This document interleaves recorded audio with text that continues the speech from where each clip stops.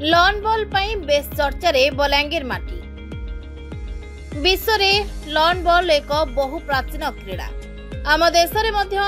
दीर्घ वर्ष धरी खेली आछी किंतु एही क्रीडार सेमिति प्रचार प्रसार नाही एवं भित्तिभूमिर मध्य घोर अभाव रही।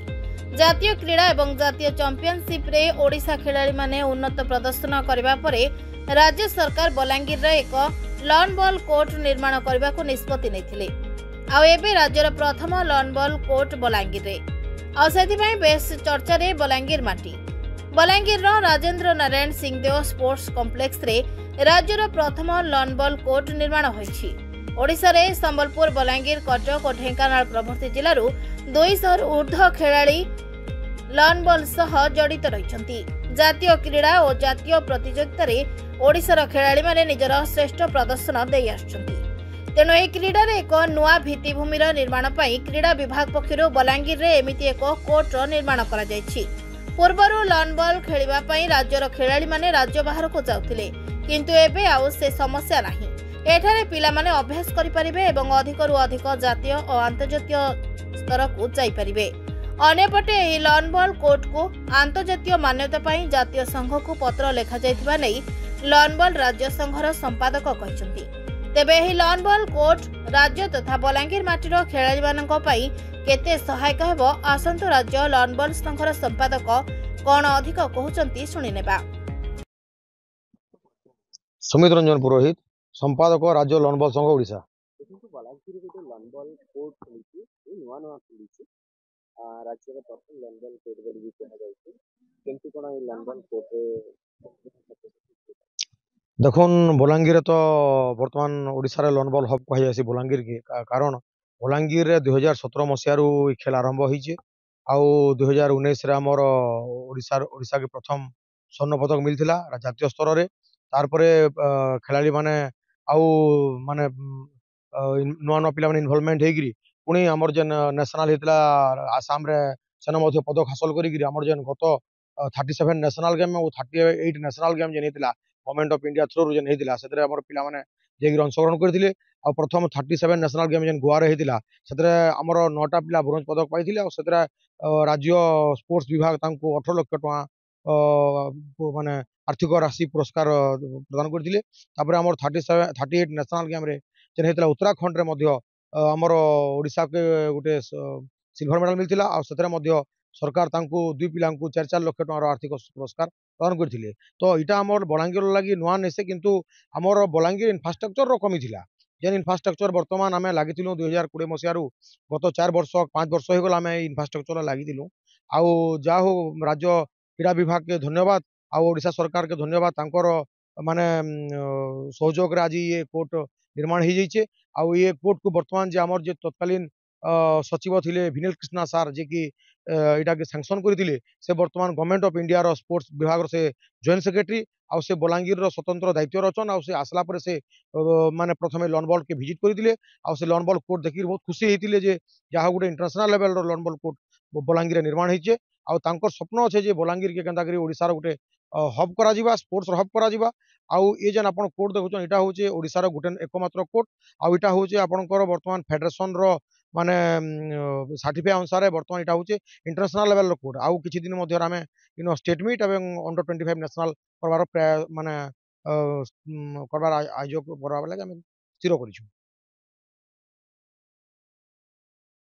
देखुन लॉन बॉल इटा गुटे होचे रॉयल्स गेम आउ आपनकर ये गेम टा आपनकर दुटा प्रकार रे हुए आपनकर ग्रास रे भी हुए और सिंथेटिक रे भी हुए। तो ग्रास रे हमर जेहेतु कॉमनवेल्थ गेम रे हमर लॉन बॉल टा होची कोर गेम तो हमर कॉमनवेल्थ गेम जोटी हेबो हमर लॉन बॉल टा सेठी निहाती रहे। तो ग्रास रे भी प्राय इंटरनेशनल टूर्नामेंट माने हुए आउ सेति पे हमें चेष्टा कलु जे बलांगीर रे गुटे ग्रास कोर्ट हो बोली के हमें प्रयास कलु आउ एक गेम रे आपनकर सिंगल्स हुए डबल्स हुए इंडिविजुअल भी हो ग्रुप गेम भी हुए। तो 5टा हमर 4टा इवेंट अछि सिंगल्स डबल ट्रिपल फोर्थ सेतरे आपनकर ग्रुप वाइज खेलिबे आउ आपनकर सेतरे आपनकर ग्रुप वाइज हमर मेडल मध्ये तांको टेली रहिछि।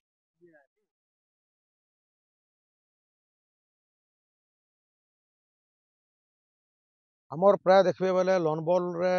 विभिन्न जिला माने इन्वॉल्वमेंट अछन किंतु अचिवमेंट जो देखिए बलांगीर पिलामानकर ओडिशा रे बहुत बड़ अचिवमेंट अच्छे जातीय स्तर में बहुत बड़ अचिवमेंट अच्छे राज्य में अनेक गुड़ाई जिला रही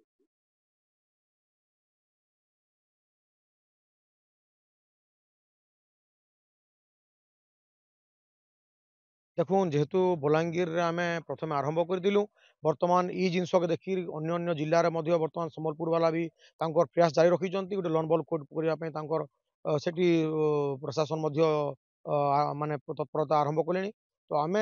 जेहेतु बलांगीर आरंभ करदिलु से गेम रे वर्तमान पिला माने इन्वॉल्वमेंट हेकरी माने वर्तमान जेहेतु इंटरनेशनल रो कोर्ट पाई गलेनी वर्तमान ये जिनसटा वर्तमान ओडिशा वाला भी वर्तमान जेहेतु कोर्ट विभिन्न जिल्ला न हेले भी ओडिसा रो विभिन्न जिल्ला रो खेलाड़ी माने वर्तमान ई कोर्ट ऊपर निर्भर रहिबे आपको परिचय देबे मैडम नमस्कार मो ना हूँ विष्णुप्रिया गोईदार आउ मु लॉन बॉल गेम रो गोटे प्लेयर है आउ आमे दुई थर नेशनल चैंपियन नेशनल रे पार्टिसिपेट करी करी मेडल मेडल पाइछु आउ ई गेम हमर लागि बहुत इम्पोर्टेंट है